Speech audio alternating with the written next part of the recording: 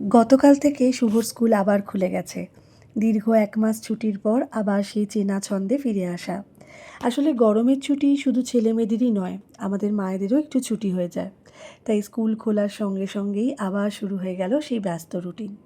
এখন থেকে আবার সেই ভোর 4:30 ঘুম থেকে ওঠা, কারণ শুভ 5:30টার মধ্যে স্কুলের জন্য বেরিয়ে যায়।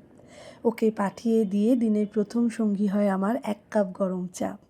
আর এই ছুটিতে আমরা দুজনে একটা দারুণ সময় কাটিয়েছি। একসঙ্গে ব্রেকফাস্ট করা, যদিও সেটা একটু দেরি হয়ে যেত কারণ শুভ দেরি করে ঘুম থেকে উঠত, তবুও আমরা দুজনে একসঙ্গে বসেই ব্রেকফাস্ট করতাম।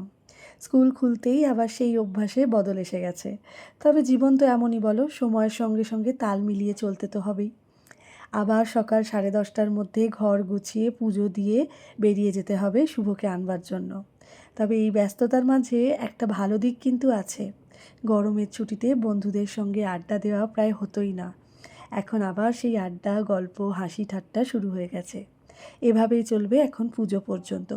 আর তার মাঝেই থাকবে পরীক্ষা, পড়াশোনা আর নিত্যদিনের ব্যস্ততা। কাল দুপুরে বানিয়েছিলাম পাবদা মাছের এই হালকা পাতলা ঝোল, যেটা একদম সাধারণ টমেটো, জিরে গুঁড়ো, আদা বাটা দিয়ে।